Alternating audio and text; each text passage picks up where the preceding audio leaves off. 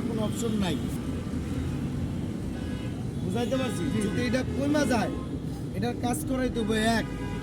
দ্বিতীয় কথা হলো এটা কমে গেলে এটা পূরণ করে গাড়ি স্টার্ট দিয়ে দিব। রাস্তা জানালে যে কোনো মধ্যে বিপজ্জনক। বুঝাইতে পারছি? তার মানে এটা লাগবেই, লাগবেই চেক করা। কি চেক করতে হবে? সকালে চেক করতেই হবে। মোবিল, ব্রেক অয়েল, পানি, তিনটা গেল। তারপরে পাওয়ার অয়েল, এটার বলে কি ফুল। এই পাওয়ার অয়েল দেখেন এনে সব গাড়িতে কিন্তু পাওয়ার অয়েল থাকে না, সব গাড়িতে পাওয়ার অয়েল থাকে না। আমার দিক থাকে না, আমি কই পাওয়ার অয়েল কাকে বলে?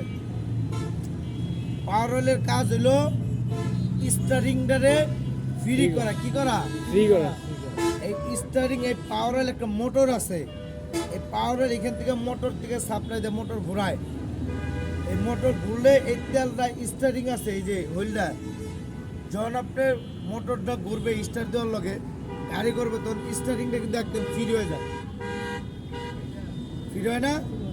তার মানে এটার কাজ কি? স্টারিংটা ফ্রি করা। যদি এই পাওয়ার অয়েল না যায় অনেক জায়গায় অনেক সময় আপনার স্টারিং লক হয়ে যেতে পারে, কি ভাঙ্গা পড়ে যেতে পারে। বুঝাইতে পারছি আমি? তার মানে আমার অবশ্যই পাওয়ার অয়েল চেক করতে হবে। সব গাড়িতে পাওয়ার অয়েল থাকে না, দামি দামি গাড়িতে ইলেকট্রিক সিস্টেম, মানে কারেন্টের সাহায্যতে। কোন কারেন্টে? গাড়ির যে কারেন্ট চলে সেই কারেন্টের মাধ্যমে স্টারিং অটো। মানে বুঝাইতে পারছি? তাহলে ব্রেক, সরি, মোবিল, রেগুলার পানি, ব্রেক, তারপর পাওয়ার অয়েল গেছে। হ্যাঁ, এটি অবশ্যই আমার চেক করতে হবে। এখন রেগুলার পানির একটা স্প্রে ট্যাঙ্কি আছে। কি আছে? এই ট্যাঙ্কিটা পানিটা কিসের জন্য? এখানে চলে যাবে। হ্যাঁ, বাড়তি পানিটা ওইখানে চলে যাবে। বাড়তি পানি না, যখন পানিটা এটা শর্ট হয়, এটা এক ধরনের গ্যাস, অটোমেটিকলি পানিটা টান দেয় আবার এখানে নিয়ে আসে। এই পানিটা দেওয়া মানে যদি আপনার পানি কমে যায় রাস্তায়, এটার থেকে পানি নিয়ে আপনার এখানে পৌঁছাইব। বুঝাইতে পারছি? Emergency tank. তার মানে এটারও আপনার পানির প্রয়োজন, রিজার্ভ ট্যাঙ্কির পানির প্রয়োজন। এখানে কি লেখা? Washer fluid only. মানে এই যে সামনে যে গ্লাস ওইফারের, এই গ্লাস পরিষ্কার করার জন্য এখানে পানি থাকে। এটার নাম হলো কিট। এটার নাম কি? কিট। এখান থেকে গ্যাস আসে ইঞ্জিনে, তারপরে আপনি গাড়ি স্টার্ট হয়। এই কিটে যদি সমস্যা থাকে তাহলে আপনি গ্যাস স্টার্ট নেবে না। লাইনে গ্যাসের যদি কোনো সমস্যা থাকে গ্যাস স্টার্ট নেবে না। মানে বুঝাইতে পারছি? এটার বলে কি? এগুলোর কি বলে?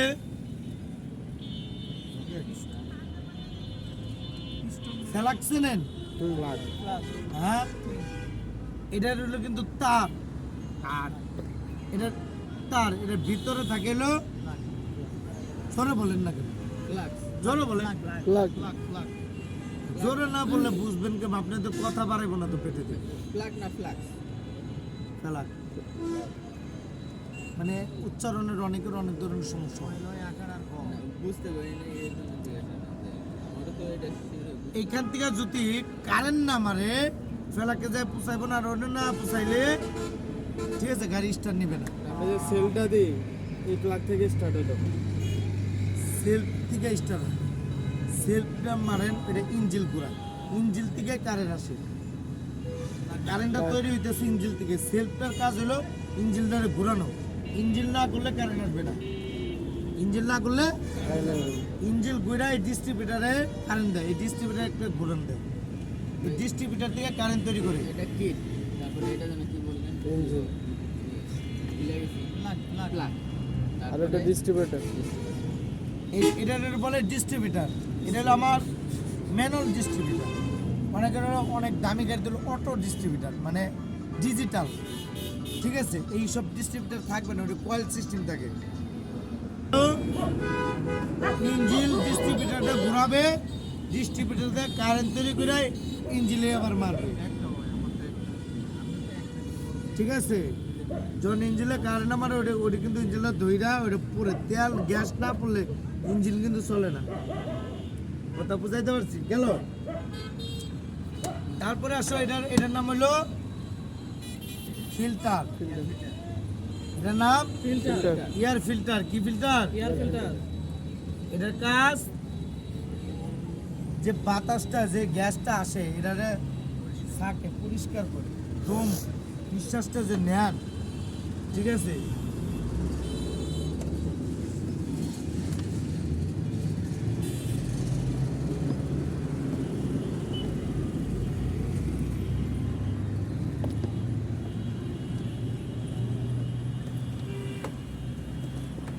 এটার নাম কি?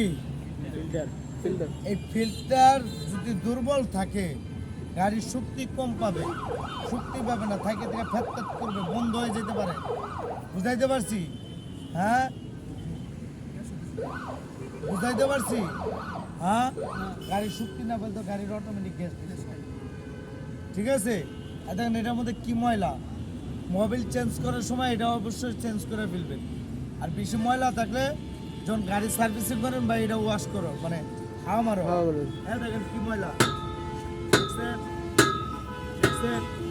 ওই যে আমরা যে মাঠে শিখাই তার সব তো ভালো আছে সব এটার মধ্যে। হ্যাঁ,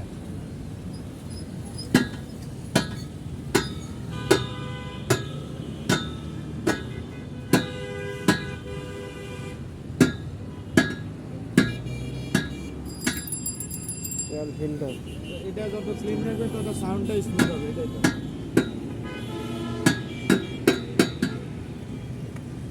হোন্ডার যে এয়ার ফিল্টারের যে কাজ, এইরকম কাজ পাইছি।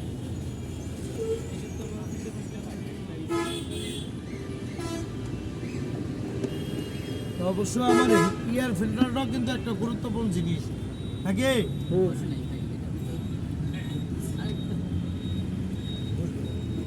অটোমেটিক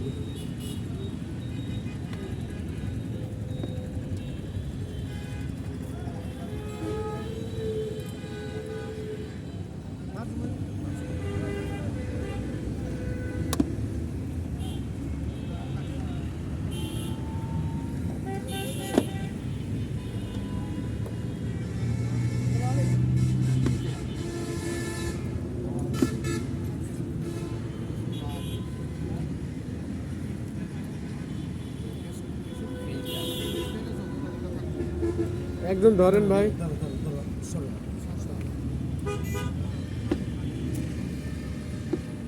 টানাটানি কিছু না, বুঝছো? টানাটানি কিছু না, এটা অটোমেটিক বুঝছো? এই সাইডে পোস্ট, এই সাইডে নিচে রাবারটা লাগিয়ে আছে।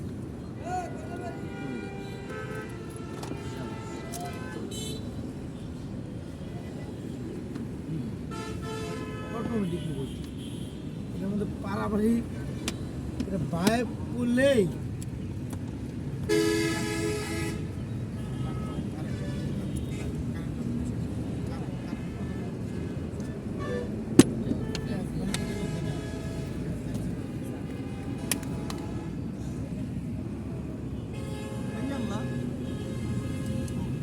এটা হলো ব্যাটারি, তো বুঝি আমরা সবাই। তারপর ব্যাটারির পানি চেক দিতে হবে। ব্যাটারির পানি যদি আমরা এরকম পানিওয়ালা ব্যাটারি ইউজ করি অবশ্যই পানি চেক করতে হবে। আমার এটাতে পানি নেই,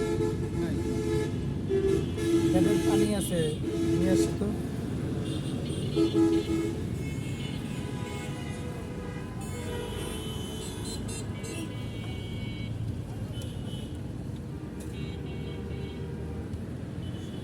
অবশ্যই আমার এই ব্যাটারিতে দেখেন পানি নেই। পানি না থাকার কারণে কি হইতে পারে, এই ব্যাটারিটা ফাইটটা বাস্ট হয়ে যেতে পারে।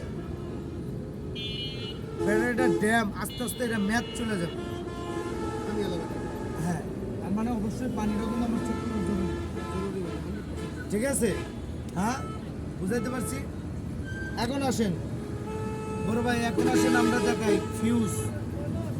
এটার বলে ফিউজ বোর্ড। কি বোর্ড? Fuse board. যত তেল আছে অনেক অনেক দামি দামি পরে একটু রাখেন। পরে রাখবো। অনেক জায়গায় এই যে যেমন এই লেখাটা মুইসা গেছে গা, এখানে লেখা আছে, পয়েন্ট আছে, কোন ফিউজ মানে কোনটা কোন কাজের জন্য। আর বাবা সাইডটা নাই।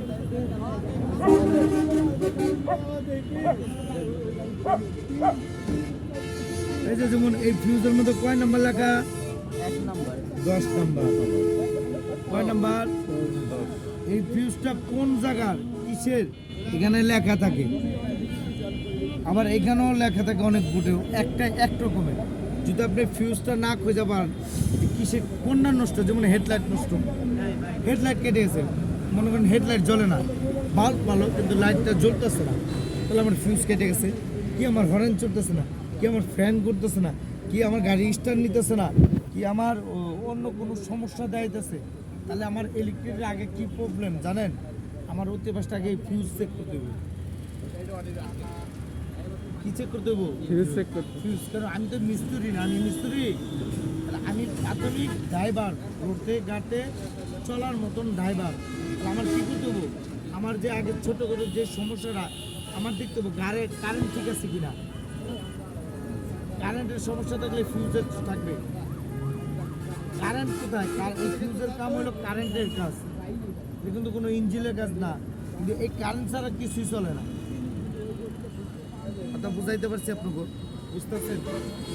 এটা কাইটা গেলে প্যালাস নাই। দেখেন এই ফিউজটা মাঝখানে কিন্তু কাটা, মাঝখানে জয়েন্টটা কাটা, বুঝা যায়? কে বোঝেন নাই? দেখো ওইটা দেখি বস। হ্যাঁ ওইটা কাটা, এটা দেখো তো, এটা ঠিক আছে। ও হ্যাঁ হ্যাঁ এটা কাটা, তার মানে এই ফিউজটা কাইটা গেছে। কি হয়েছে? ফিউজটা কাইটা গেছে। দেখেন এই ফিউজটা কাটার কারণে এই ফিউজটা কিন্তু আমার চলতেছে, গাড়িতে চলতেছে না, এই গাড়ি এই ফিউজটাতে চলতেছে না। এখানে আবার ইয়া দিছে। এই ফিউজটা কিভাবে লাগানো আছে?